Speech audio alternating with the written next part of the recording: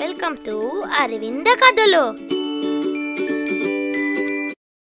అనగనగా ఒక ఊరిలో ice cream, salt, potato, onion మంచి స్నేహితులుగా సంతోషంగా ఉండేవారు. వారు కలిసిమెలిసి సరదాగా తిరుగుతూ ఉండేవారు. వారిలో వారికి ఎవరు గొప్ప అనే భావన లోపల ఎప్పుడూ ఉంటూ ఉండేది. మీ అందరికంటే నేనే గొప్ప, నేనే చూడడానికి అందంగా ఉంటాను, నన్ను ఎండాకాలంలో అందరూ చల్లచల్లగా తింటారు, పిల్లలందరికీ నేనంటే చాలా ఇష్టం తెలుసా? అబ్బో చెప్పొచ్చావులే, నువ్వేం కాదు, నేనే గొప్ప. నేను అందరిళ్ళల్లో ఉంటాను. నేను లేకపోతే వారు తినే ఆహారం అసలు రుచిగానే ఉండదు. అందుకే నన్ను రుచి కోసం ఉపయోగిస్తారు, కాబట్టి నేనే గొప్ప. అది విని పొటాటో, అబ్బో మీరందరూ కాదు, నేనే గొప్ప, నన్ను అందరూ ఇష్టంగా తింటారు, ప్రతి ఒక్కరి ఫేవరెట్ కర్రీ నేనే తెలుసా, పిల్లలందరూ నన్ను ఫ్రెంచ్ ఫ్రైస్ గా చాలా ఇష్టపడతారు. ఇక వారి ముగ్గురు మాటలు విని ఆనియన్ ఏమీ మాట్లాడదు. కానీ దాని మనసులో కూడా ఎవరు గొప్ప అనే భావన ఎప్పుడూ ఉంటూ ఉండేది. అలా సరదాగా ఒకరోజు ఆ నలుగురు రోడ్డు మీద వెళ్తూ ఉంటారు. వెళ్తూ ఉండగా అక్కడ పక్కనే కూర్చుని ఒక బాబు ఏడుస్తూ ఉంటాడు. అతనిని చూసి ఐస్ క్రీమ్ కి చాలా బాధ అనిపించి అతని దగ్గరికి వెళ్ళి మాట్లాడుతుంది. ఏ బాబు, ఎందుకు ఏడుస్తున్నావు? చెప్పమ్మా, అలా ఏడవకు, నీ బాధ ఏంటో చెప్పు, నేను తీరుస్తాను.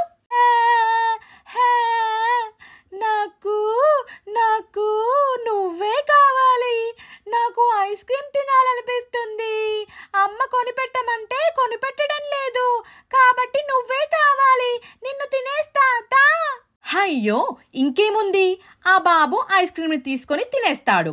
ఇక దానిని చూసి ఆ మిగిలిన ముగ్గురు స్నేహితులు ఏడ్చుకుంటూ ప్రయాణం మొదలుపెట్టారు. అప్పుడే పెద్ద ఉరుములతో వర్షం మొదలైంది. ఆ వర్షపు నీటిలో సాల్ట్ అంతా కరిగిపోయింది.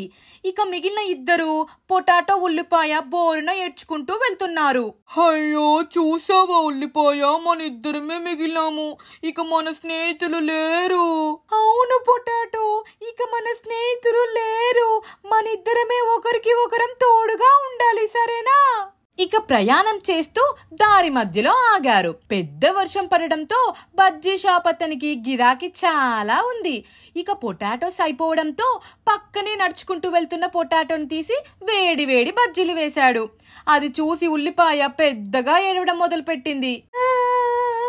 అయ్యో, ఇక నాకున్న ఒకే ఒక్క స్నేహితుడు కూడా లేకుండా పోయాడే, నేను ఒంటరిని అయిపోయా, దేవుడా. ఉల్లిపాయ ఏడుస్తూ బాధపడుతూ ఉంటుంది. దాని బాధను చూసి దేవుడు ప్రత్యక్షమయ్యాడు. మరిన్ని సరదాగా ఉండే కథలు కావాలంటే ఈ వీడియోని లైక్ చేయండి, షేర్ చేయండి. ఉల్లిపాయ, ఎందుకు ఏడుస్తున్నావు? ఏం జరిగింది? ఏం చెప్పమంటావు స్వామి, నా స్నేహితులందరూ నా కళ్ళ ముందే వెళ్ళిపోయారు.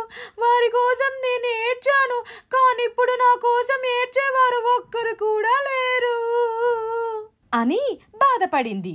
అది చూసి దేవుడు, ఉల్లిపాయ నువ్వు బాధపడకు, నీకు నేను ఒక వరం ఇస్తాను. నిన్ను ఎవరైతే కట్ చేస్తారో వారు నీ కోసం ఖచ్చితంగా ఏడుస్తారు.